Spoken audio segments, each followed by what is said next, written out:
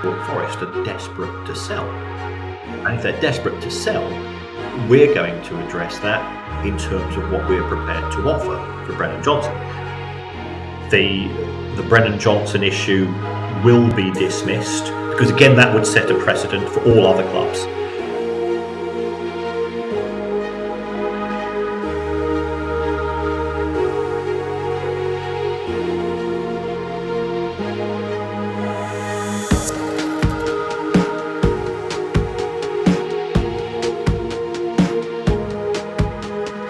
Welcome guys to a nice special edition video here where we have the expert on this. I'm sure you don't mind me saying that, Kieran. Kieran Maguire with us, who's going to talk us through everything to do with Forest PSR charges and hopefully give you guys some clarity on what we can expect going forward. So Kieran, thank you so much firstly for joining us. I know how busy you are and appreciate you taking the time, mate. Do you want to start just by introducing yourself to maybe the odd few that don't know who you are and kind of what your background is? Yeah, my name's Kieran Maguire. I'm an associate professor in football finance, and that's not as posh as it sounds, I can assure you, at the University of Liverpool. So I teach football finance, and I've been doing that for a long time. I've been interested in it for far longer, and over the past sort of 5 or 6 years, it's really exploded as a subject. So I do that. I've been involved with the independent regulator in the terms of writing a couple of papers for the government and presenting to the fan-led review. I've written a book on football finance because there wasn't one, mainly, and that was an absolute nightmare. And I do a podcast twice a week with comedian Kevin Day on the subject. And we both thought that the show would die on its arse when we were asked to do it. Kevin knew nothing about the subject, and I'm going, well, who's going to be interested in it? But sort of 4.5 years later and 12 million downloads, we've got this audience, and we're very grateful. And they're a really tough audience as well. Yeah, they hold us to account, but it's become a subject, and I think we're listened to in quite a few clubs around the country as well, because it's about the business of football rather than moaning about VAR or don't like the new away kit or that new left back shite or whatever. And that's Price of Football, isn't it? The podcast. That's right. Yeah, it's called The Price of Football. We love it, and we do live shows and bits and pieces, and work with a few clubs on projects as well. So when Rochdale were going through a hard time, we did a benefit gig for them, and we've done some gigs for local libraries, because libraries are short of interest and money, and we just show you can talk about subjects and people become more interested in them. Yeah, and I'll leave a link for the podcast down below, guys, so make sure you go check it out and follow Kieran on Twitter. Absolute source of information on his Twitter account, so I'll leave that link there as well. And for this reason alone, you should follow him on everything, because Kieran, you were behind the whole Derby charges, technically speaking, weren't you? Well, I was and I wasn't. A lot of Derby fans have an intense dislike of me, and there's nothing wrong with that. I'm quite a dislikable human being, but I was concerned, genuinely concerned, that the people in charge at Derby were manipulating the figures by changing the way that they dealt with players. And not only did that, on the one stage, did it give Derby a competitive advantage? Yes, it did, over other clubs in a similar position, which that's one thing. But I was more concerned that it was allowing the club to pay more in wages, which weren't sustainable. And that ultimately proved to be the case. Derby were paying about £160 in wages for every £100 that's coming through the door. They were adjusting the way they accounted for players. It would have come to light anyway. But except Derby, under Mel Morris, decided that they weren't going to publish any accounts. They've not published any accounts since 2018, and we're now in 2024. Why hide something if you've got nothing to hide? Is always my view. Exactly. I could give you 1,000 reasons why you should have an agenda against Derby, but we'll move on. We'll move on from there. I want to kind of bring it on to Forest and Forest Zone issues, if you like.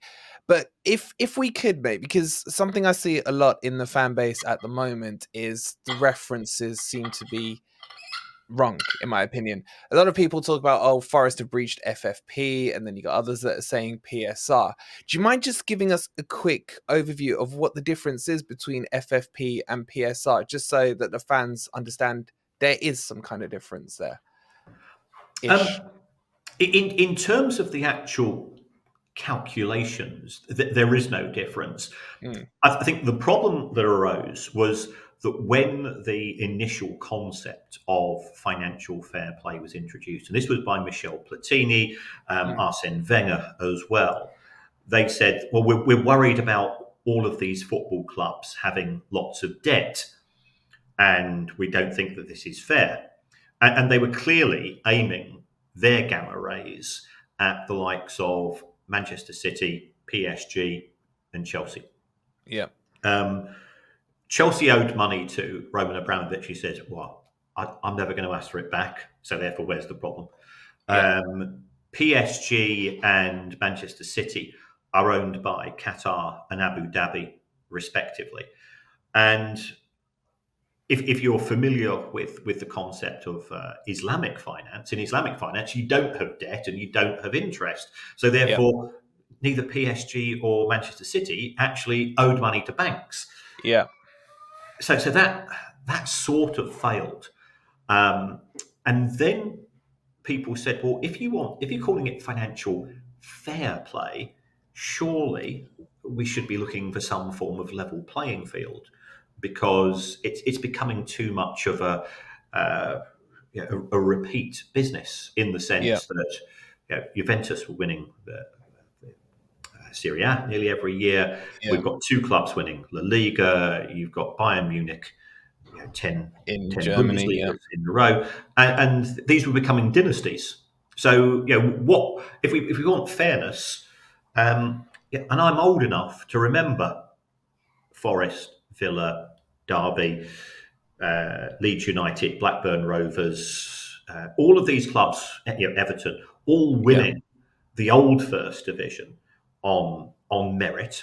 And under the new system, where we are, with where the money's concentrated in the hands of the few, um, that was never going to happen. And when Leicester City happened in 2016, the first thing that happened after that was that the big six clubs changed the rules Yeah. financially to effectively mean that it can never happen again.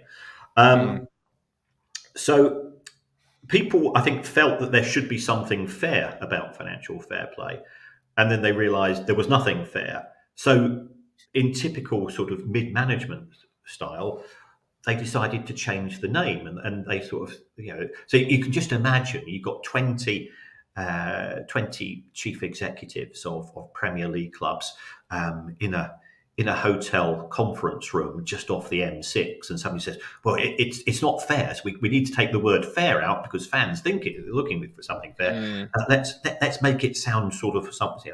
What's the most pompous thing we can come up with?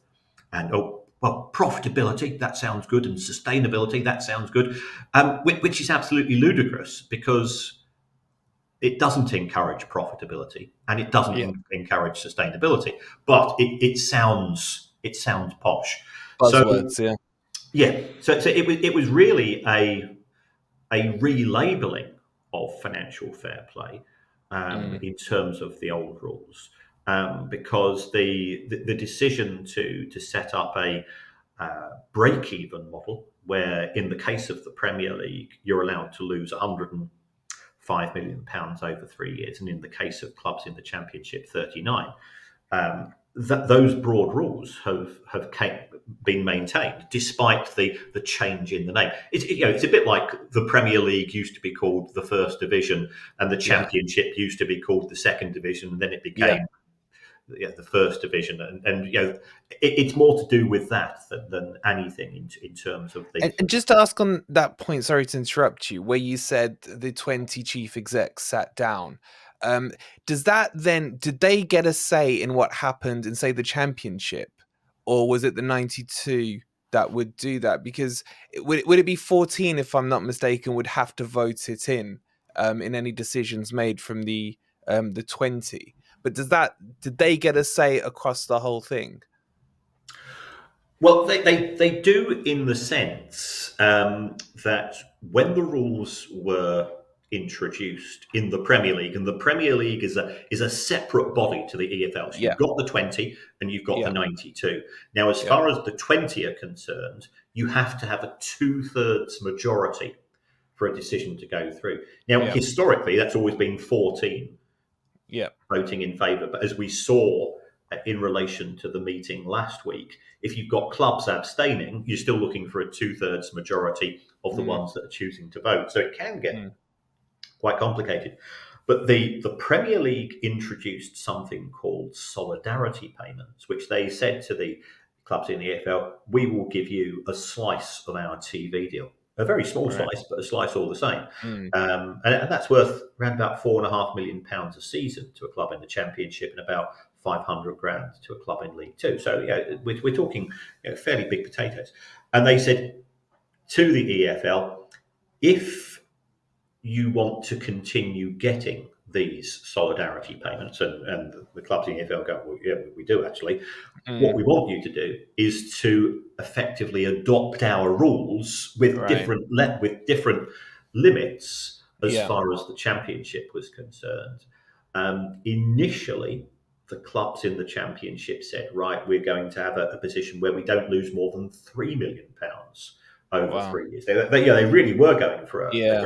a pretty good break even.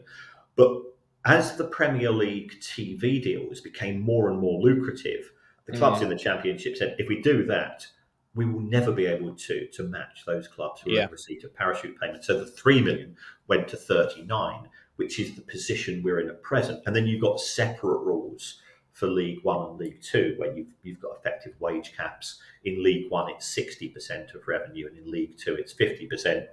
And then you've got all of the get out clauses and Yeah. loopholes and things which have made a lot of sports lawyers incredibly rich, a lot of sports accountants especially rich, and uh, kept me, given me sleepless nights trying to explain them to uh, various broadcasters. I think I did something like 800 broadcasts, well, media slots last year in terms of Wow. TV, radio, and newspapers, and getting up at 7 o'clock in the morning to talk to Alan Brazil and try to explain amortization of football player contracts to him is quite a surreal experience, as I'm sure you can imagine.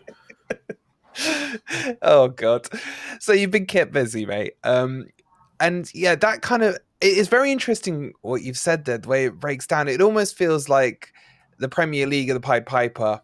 You still want our hand me downs, then you're gonna have to come in line with us. So that's quite interesting to know. And obviously, there's changes potentially coming in. But before we get into that, I kind of just want to start looking at Forest's issue, if you like, with Sure. PSR. So what we know as fans is that Forest breached the PSR issues. What we're being told is it's all around the Brennan Johnson deal. Had Mm. Forest sold Brennan Johnson to Brentford for 30 to 35 million, we would have been fine. But because Forest wanted to become ironically more profitable and hold out for a bigger valuation, that's why Forest have breached it. Are we correct in our layman understanding of that, or is it more complicated than that when it comes to the actual specific Forest charge? No, I think that is fair. If we take a look at Forest's position, because again, I think in the context of, Mm, we know it's not a level playing field, yeah. but what I think Forest fans will quickly realise that it's a vertical playing field in terms of the Mm, difference between the clubs at the top and the clubs at the bottom. If we yeah. take a look at Forest when they were promoted, which was the end of the end of 21-22, at the Yeah. 30th of June 2022, Nottingham Forest's total squad cost £12 million. Now, at the same time, Chelsea and Manchester United and Manchester City all had squads which cost in excess of 1 billion. So Mm, Forest squad cost around about 1% of three of the leading clubs. And people go, well, Forest clearly need to invest in players, and we know sort of the circumstances. There were loan players, there were players out of contract, all of which contributed towards that 12 million. But at the same time, Forest were, it's a bit like doing a 400-meter race where somebody's got a 300 meters head start on you, and they're faster. And what you expected to do. So Nottingham Forest, and you will have known this from a fan's perspective, they had a fairly scattergun approach with regards to player recruitment. Some hits, some misses, some bits in between, and that cost them a lot of money. Now, because they had spent 2 years in the Championship, instead of being able to lose £105 million over 3 years, what the Premier League said is for every year that you've been in the Championship, you're only allowed to lose 13. So you've got 2 seasons in the Championship, 13 plus 13 gives us 26. And now, yes, you've joined our gang, you can lose 35. So therefore you can lose £61 million. So you've got Brighton, Brentford, Palace, Southampton, those clubs who, if we're honest, are sort of fighting to avoid relegation at the start of the season. In way as far as we have to be honest where we are. They can all lose 105 million, but you can only lose 61. And again, that means it's not a level playing field. When Forest were promoted, I did my calculations and I estimated that in the 3 seasons to the 30th of June 2022, their FFP loss was 38.6 million. So they just squeezed in, but they squeezed in. So that's which meant that they had nothing in excess to carry over. So as far as their first season in the Premier League was concerned. So yes, they bought a load of players. It got to the end of the season, end of the season. From a footballing point of view, is the first or second week in May. The end of the season, from a financial point of view, is the 30th of June. So you could have played the whole season in the Premier League. You could have then sold Brennan Johnson between the final match of the season and the 30th of June, and that would have contributed towards Forest's PSR calculation. And in all probability, the club would have been well within the limit. But the trouble is, every other club in the Premier League knew that. So therefore, can you see that they say, well, Forest are desperate to sell. Yeah. And if they're desperate to sell, we're going to address that in terms of what we're prepared to offer for Brennan Johnson. And the stories of the offers from Brentford coming in the region of 30 to 35 million, the club said, well, we feel that his market value is in excess of that. There's a lot of heat in the market. And therefore, from a selling point of view, we should be able to address that. So they said, right, we're not going to go down that particular route. Instead, we're going to see, as you get closer and closer to the transfer deadline, clubs start to get a bit more nervous, and therefore prices tend to go up. And look, I'm a Brighton fan. We saw that with Caicedo. Chelsea and Liverpool were initially offering 60 million, which became 65. And as they started to get closer and closer to the start of the season, so all of a sudden, we've sold him for 115, and all the Brighton fans, including me, look around and go, oh, it was all right. I'll take that, we love him, like you do. I know, But blimey, O'Reilly. And I'm old enough to remember Forest back in the late 70s and the early 80s, and you go, Ian Wallace, it seems a bit steep. Justin Fashanu, Peter Ward, they're paying too much, and sometimes that happens. And I think the same has happened with Chelsea. But Brighton were in a position where they didn't need to sell, so therefore, if they'd had to have sold Caicedo by the 30th of June, they'd have probably had to accept 65 or 70 million.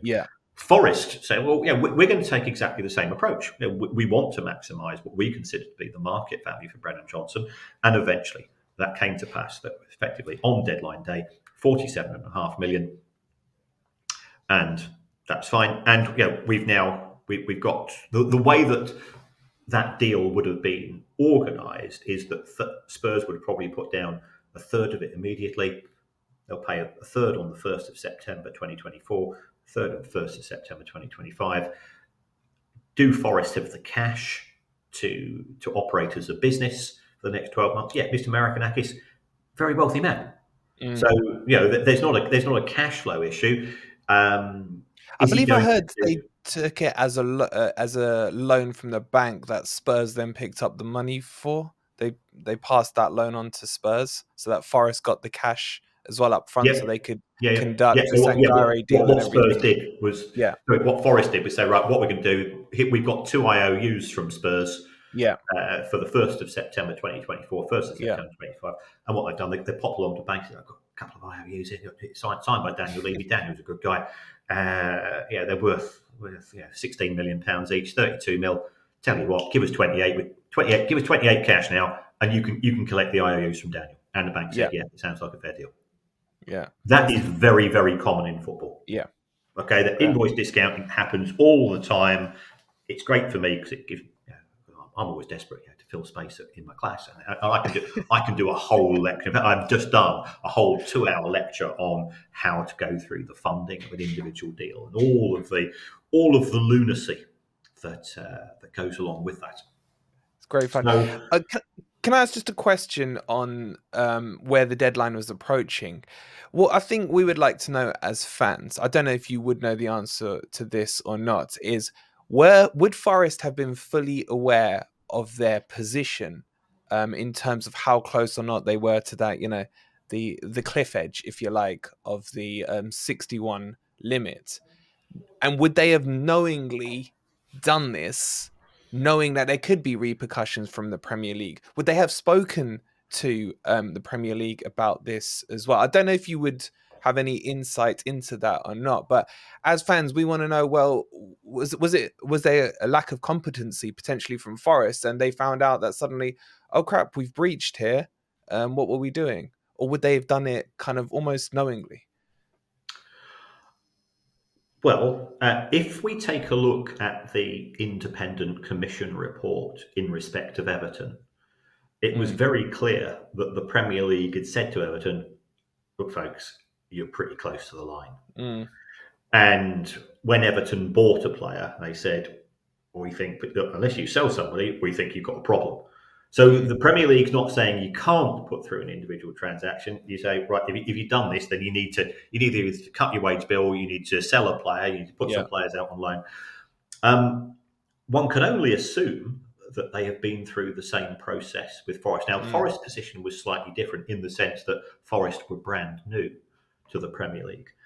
At the same time, I know finance directors at Premier League clubs, at Championship clubs. I know, I'm not name dropping, or I'm not giving the names, but I'm not trying to become big bollocks here. But I talk to chief executives of clubs. They know the state of their finances. So to suddenly go, but Jesus, good grief, we're over the limit. I find that difficult to believe, because if you are running a £150 million a year business and you don't know the states of your finances, then it calls into question your competence and professionalism as somebody with a financial background. So could it have been that the finance team was saying to the football side of the business, we need to sell, otherwise we're in deep shit? Am I allowed to swear on this show? Oh, swear away, mate. Swear away. Okay, right. So it could have been that the finance part of the club, and often they don't talk to each other. And this is what you find in football, that they become very separated. They were trying to get messages across to the director of football or the chief coach or whoever it's going to be, or somebody who ultimately is responsible, to say, we feel that we've probably exceeded the limit and therefore we need to bring in X by the 30th of June. So I'm not saying it didn't take place, because the only people that know are the people at the club. But from a professional point of view, I would be staggered. And if somebody from the finance team didn't say to the rest of the club, there's potential issue. Now, it could be that their voices were ignored. And I think in the case of Everton, they probably were ignored. In the case of Mm. Everton, it was financial mismanagement, arrogance, complacency, but it wasn't malevolent. Mm. It was, oh no, we'll Mm. get it sorted. And sometimes, there are very dominant people at clubs who are not prepared to listen, who Yeah. think they know better, Yeah. and who think that they've got to work around. Dealing with the Premier League's not that easy. Yeah. That's interesting to hear. The other question that I get a lot of is, what are the penalties? Because we've seen Everton get hit with the 10-point penalty, and I think they're up to get their appeal answer in the next day or two. And that was 10 points. We've seen, I remember going back, some Portsmouth being the first one. I remember they got hit quite heavily back in the day for administration and what have you. I think where the fan base is not clear about is there limits to the penalties that can be imposed, and what are the different penalties that potentially Forest could face? Yeah, I don't think the Premier League have helped themselves here. If you take a look at the Premier League handbook, I would only recommend that if you're having a sleepless night and it's 3 a.m. in the morning. By the way, it's a couple of hundred pages long, and I'm familiar with most of it, sadly, because I'm a very tragic human being. But if you take a look at the Premier League handbook, and I think this was done, and at the time they were feeling quite smug Mm. because the big bad wolf is Manchester City as far as the Yeah. Premier League is concerned. Yeah. So they said, right, what we're going to do is we are not going to have a fixed tariff. Now that Mm. has advantages and disadvantages. So if we, for example, if we take a look at law in respect of traditional crime, if Mm. you do crime X, then there's a minimum sentence of so many Yeah. years, and then depending upon the severity, what you might call aggravating factors and things that Yeah. made that crime even worse, then it can be increased up to a maximum of Y. The Premier League said we're going to have independent commissions who will set the tariff, and that tariff can be anything from shouldn't have done it, naughty step, don't do Slap on it the again. wrist. Yeah, Mm. okay. So it could be a slap on the wrist. It could be something such as a restriction on the size of the squad, because we've seen UEFA do that. Mm. It could be a financial penalty.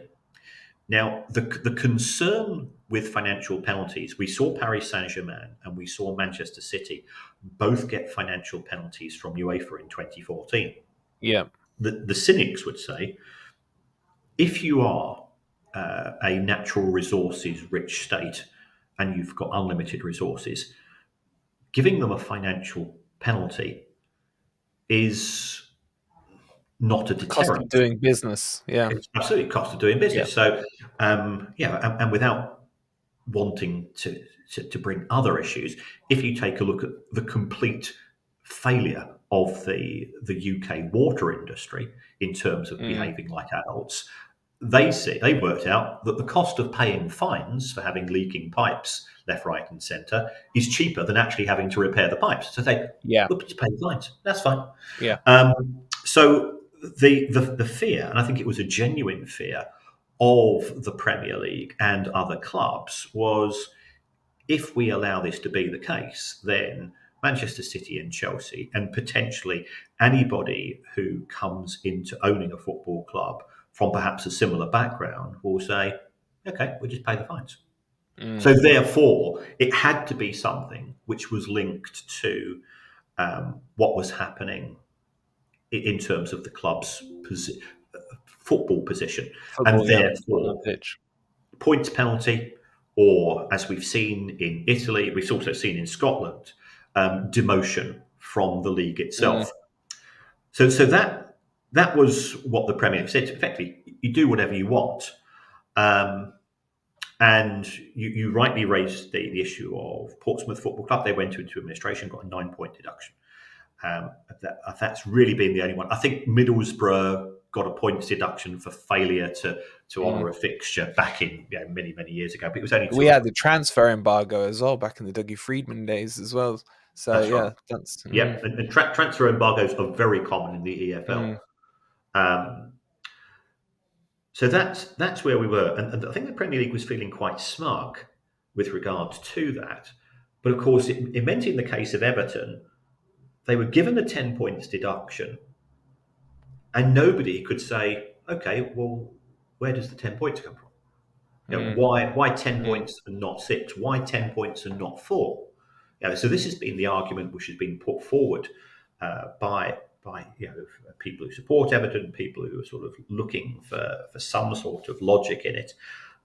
If we take a look at the 9 point deduction that Birmingham City were given in the EFL, there was yeah. very much a set tariff. It was, you get 6 points if you breach the limit, and then you get a further points deduction for if it's, it's, for example, if you're driving a car and you're doing 80 in a 70-year-old in a 70 Zone. area, Yeah. yeah, you get 3 points and £100 fine. If you're doing Yeah. 150 in that 70 zone, you get a Yeah. £1,000 fine. You get Six an points, automatic whatever it 6 months. is. So Yeah. you've got to take into consideration the extent above the limit.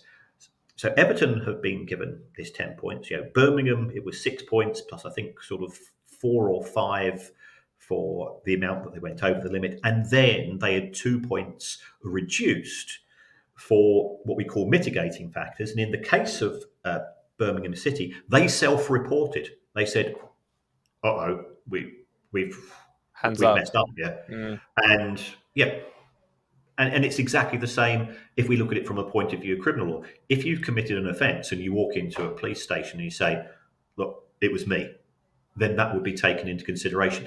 If you plead guilty instead of not guilty, I don't know whether anybody yeah. who's listening here Yeah. has ever been on jury service. All of these things are taken into consideration when the judge is setting the tariff. Um, so that's where we are. In the case of Everton, nobody knows. So in the view of the Premier League, Everton were £20 million above the limit. In the view Mm, of Everton, Everton initially said, "We think we're within the limit." Then they said, "Actually, yeah, we probably were." But Everton think that they're only 7 million above the limit. Where does this 10 points come along? And then Richard Masters, who mm, I do have sympathy for because he's got an impossible job. He's trying to deal with 20 huge egos in terms of mm, Premier League club owners, stroke chief executives. He had an absolute car crash of an interview with the government committee where he says, "Well, actually, we would have said automatic 6 points plus 1 point for each £5 million above the limit." So you do that. Well, Everton were 20. What's that? Oh, 10 points. And I thought the commission was supposed to be independent of you, Richard, and they've come up with 10 points. Is that a coincidence? mm, And mm. he really struggled, I think, to have any credibility And he on the called back us a of small that. club. Yeah, yeah, and that doesn't go down well. Yeah, whenever I do interviews, I always and I'm lucky that I do TV and radio work. I will always sneak in a reference to Crystal Palace as a small club, but that's because they're my rivals. And as a Brighton fan, all of the Brighton fans on social media, they're just going, "He's done it again." Noted. Noted. Yeah. Noted. Yeah, yeah. High five. And you'd do exactly the same if you were in my Yeah. role and you were talking about Derby County. Derby, oh yeah, you've got a small club like Derby, and you try to drop it That'll be in. who. Yeah. So Um, it's quite interesting what you said there because Forest have admitted, well, should we say they haven't denied the charges? Maybe that might yes, be yeah. the better word. So is that something that you think will go in their favour because they keep coming out with statements saying we are working with the Premier League, we're being open and honest with them.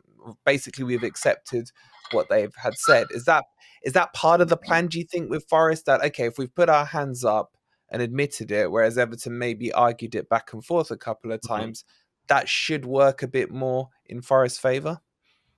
That that could work. It won't work against them. Yeah, So the very worst scenario is that it's neutral. yeah. We don't know the nature of the conversations that have taken Mm, place in terms of the commission, whether the commission's actually sat as yet. There's no evidence of it sitting. Um, so it can work in their favour, and then is there a case for saying there should be extenuating circumstances Mm, for a club that's just been promoted mm, from the Championship? Rather than having a 61 million limit, given that you've got to go from the bottom of the building to yeah, the sixth to the floor top. immediately, Mm, should you be allowed an extra allowance, which is then tapered off in your second, third, and fourth years of the Premier? There is an existential discussion, and here we get the problem of self-regulation. Who votes for these rules in the first yeah, place? It's the members of the Premier League, but it's not Nottingham Forest didn't vote for these rules. It was the exactly. other.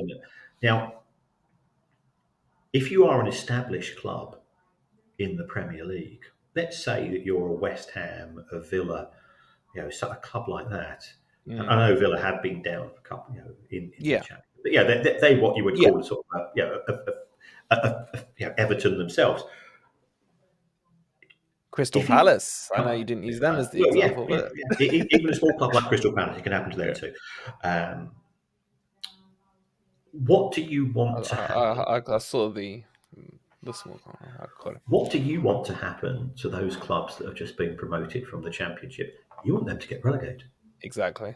Yeah. So therefore, you set up a set of rules which actually make it quite tricky. And what was unusual, I think, in respect of the three clubs promoted in 2022, is that they all avoided relegation. That's only the second time that that's happened. Yeah. It happened in 2017 when Huddersfield, Newcastle, and Brighton were promoted, but Huddersfield were relegated in their second season. Yeah. So it is rare because the odds are stacked against you, and one of the ways of stacking the odds against a club is by making the financial rules more difficult. So there's an element of self-interest in the way that the rules were created. Can Forest use that as a defence? I don't think they can. You Mm, could say conceptually, ethically, it's unfair, but mm, fairness has got nothing to do with football mm. these days. We know The that rules are the rules. Yeah. the rules are the rules, and the rules are there to protect the elite. So when Forest sit down in front of the panel, because we're going to get the date of the hearing, I think this week, it'll be Nick DeMarco who's taking Forest's case. Now we have history of him. Obviously, he's represented Harry Tuffalo with his case. He's renowned as one of the ones to go to there. Would that, as a Forest fan, should we feel more or less confident knowing that he's kind of steering the ship on this one when it comes to Nick? I don't know if you've dealt with him or you know him at all yourself. Yeah, I know Nick. Nick's been on our podcast twice. Mm, First, just as sort of as a general chat, yeah, and then we actually had, and this is where I think it shows the extent of the guy. He says, "Yeah, I'll do a Q&A show. Fans can ask whatever question they want, and yeah, I'll come on and ask them." yeah, So I've been on panels with Nick. I think very, very highly of him. I've been to his chambers in yeah, London because he's a KC. He will give 100%. He is he's very charming. He's very persuasive. He's very knowledgeable of his subject. So you cannot get anybody better in terms of um, representing you. So mm, I think if there's any fears in that regard, the KCs, they want to win. yeah, There is no such thing as history. They don't bear grudges. They are yeah, there to persuade the commission, the judging authority, on behalf of their client, that their client is either innocent of the charges, or if they are pleading guilty, then there is due mitigation in terms of the degree of the punishment. So all I can say is that I know Nick. Nick and I, we exchange messages on WhatsApp and yeah. LinkedIn and so on. I think very highly of him as a professional. He's written a book called Football and the Law, which is ridiculously thorough. 115 quid for a paperback. Wow, But if you're a lawyer, you get it worth every because penny. it's Yeah, yeah. That's for a lawyer. That's 5 minutes work. yeah. I just I know we've been rambling on, and I appreciate time, Sorry, but I've yeah, just I got. do ramble. No, I could sit here all day and listen to what you said. Are you okay for a few more minutes? I've just got a couple. Yeah, sure. Yeah, I've Questions. got another Yeah, club at 3, so yeah. fantastic. So, what I just want clarification on is the timeframes, because we're hearing a lot of different things where Forest should get an answer on the outcome by early April, but then there's going to be a period where then Forest can appeal. And there's all this talks of, can it happen? Will it go over the end of the season? What will it mean in terms of that? Do you mind just clarifying out, Kieran, as far as you understand what the timeframes are for this whole saga, if you like? Yeah, again, I think here the Premier League has shot itself in the foot in its foot.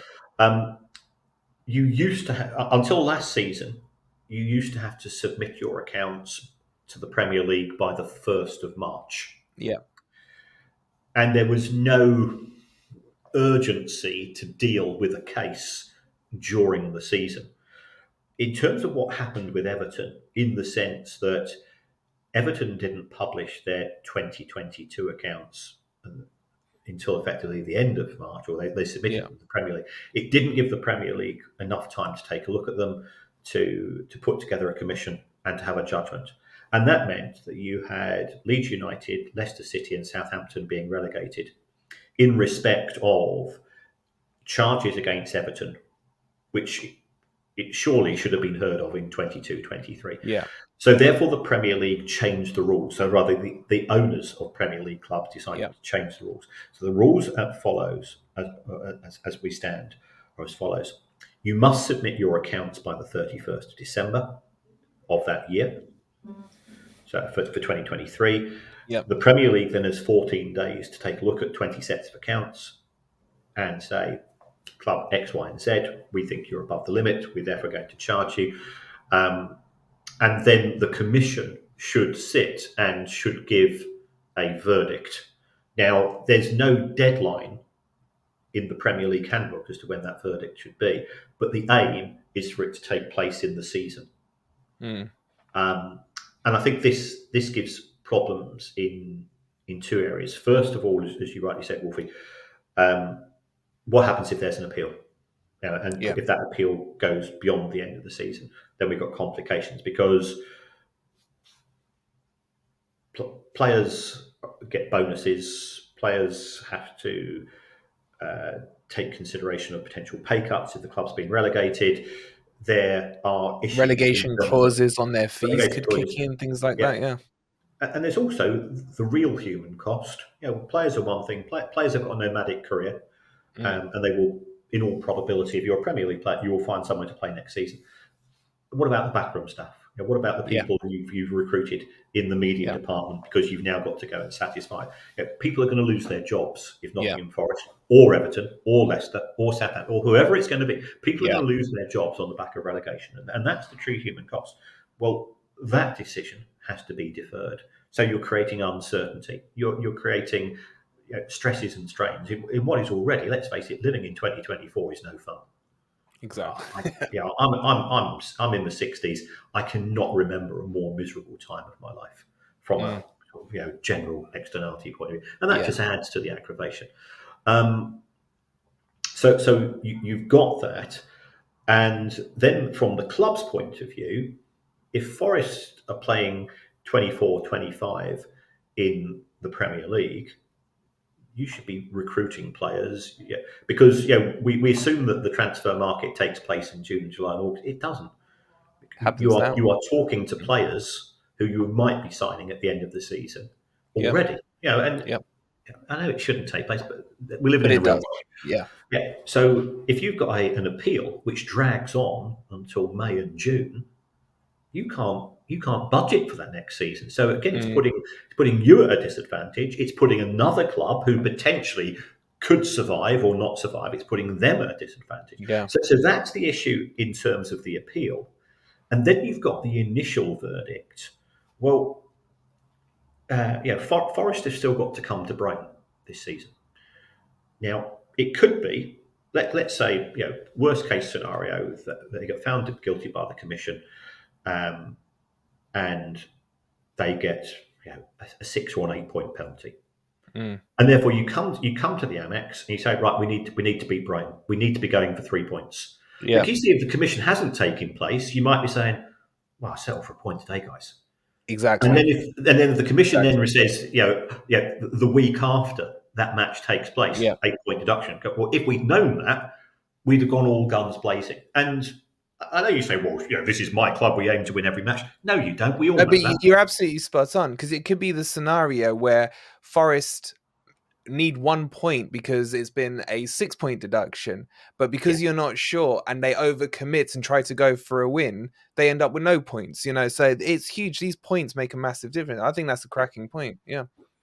And the closer you get to the end of the season, with that decision Yeah. not being announced, the narrower the window to recover from that. Exactly. So I think that, you know, I know that the Premier League has a really tough job here, but justice has to be done. It has to be seen to be done, but it has to be done with a fair degree of speed. And the problem the Premier League's got itself into is because Everton are appealing, and they're absolutely right to appeal. Mm. You can't have the Commission sitting in respect of the second set of charges against Yeah. Everton and Forest if we don't really know what the judgment is and the appeal of that judgment in respect of Everton, because everything is based on precedent. Yeah. And could that have a bearing if Everton were to recoup some of those points back? Does that then have a bearing potentially on the next set of charges for Forest and Everton? Like, is it better? Let me ask you in a more kind of football sense of it. Is it better for Forest that Everton gets some points back? Or is it better that Everton stay 10 points down? Do you see what I mean? What's the Yeah. better scenario for Forest in that one? My view, it's better for Forest if Everton have a reduction in their points. Mm, And the reason why I say that is that it does set a precedent. It does set an expected level of tariff. yeah. And therefore, the commission that will be sitting in respect of Nottingham Forest's charges has something to go on. Whereas at present, we just don't know how Yeah. the judgments are being made. Yeah. Fantastic. One final question. Sure. If things go and Forest get a points deduction and then they appeal it and the appeal's rejected, can they then go to a higher authority? Because I've heard talks today really that Everton may go down that angle themselves with this. But is that part of the process? Can they take it to a higher authority within the UK law kind of thing? Um, I think within UK law, they would be struggling because ultimately this is a members club Mm, and the rules of the members club are set by the members. So that would be difficult. Could it go to the court for arbitration for sport? mm, According to the Premier League rules, probably not, wow. because they don't want to have an appeal following an appeal. Yeah. Um, but if then a club threatens the Premier League with, we still believe that we've been unfairly sanctioned, and CAS is the highest sort of sports court, even though it has no legal authority within. It is held, not just football, Yeah. for all sport. It is held in such high regard. Then we would have to wait and see. And what would happen is that the club would take legal counsel, would say, is it worth trying to go down this route? Look at the small print of the Premier League handbook. Do we think we can't? So I think the gut reaction is that they probably can't. Mm. But when it comes to law, just as it comes to creative accounting, never say never. Never say never. I think I know what your answer is going to be on this, but I'll finish with this question. I know I Sure. said I'd finish the last one, but I have to ask this. What's your gut feeling saying? What do you think will happen to Forest with this? My gut feeling is that they are in breach. And again, if Forest fans want to, and I'm not the, I've had absolutely nothing to do with it. I was asked, I think, in the Times about a week before the Premier League announced charges, who Yeah. did I think was the club who was most Yeah. I likely saw that. to be in breach? And I keep a spreadsheet of every single club in football. Okay, I don't get invited to parties because I've got a spreadsheet that's got every single club in football. That's how I spend my life. I thought Forest, because they hadn't sold players, I thought Forest were on a sticky wicket. So Mm. my gut reaction is that the Brennan Johnson issue will be dismissed because, again, that would set a precedent for all other Yes. clubs. Yes. And the fact that he played for Forest as well Yes. before, so Yeah. they Against couldn't just say, Arsenal. well, look, we're keeping him in cold storage. He was trying to get the fee up. Exactly. Yeah. And that's a Because good point. Yeah. he could have played, he could have done his ACL, he could have been out for 3 or 4 months, in which case they wouldn't have sold him to Yeah. Spurs on the 1st of September. I think on the basis of that, they are likely to have a points deduction, and I suspect it will be a minimum of 6. Wow. I hope you're wrong. I hope I'm wrong. Yeah, because for me, I'm a football fan. I go and Yeah. watch matches, and you go along and you watch 90 minutes of football. You go home, have a cup of tea, put on the telly, and get on with the rest of your life. We should not be Exactly. having this conversation. I should not be in the job that I'm in. I should not be writing books on football finance, and we should go back to loving the sport the way it used to be. Yeah. Kieran, I could talk to you all afternoon, but I've taken way too much of your time up. I really do appreciate it. I'm sure the guys watching this as well are appreciating because it's been so insightful and it's answered a lot of questions that we as layman fans didn't know the exact answers to. So I want to say a massive, massive thank you to you for taking the time with us today. And guys who are watching, make sure you show Kieran some love. Go follow him on Twitter. Go and check out his podcast as well, where it's a fountain and wealth of information. Is there anywhere else where they can follow you, Kieran? Where you're quite Um, active on? I sort of I irritatingly pop up in the newspapers, and um, we've got a saying on our podcast: if you appear once every 6 months, that's great. If you're appearing once every fortnight, you're in shit street.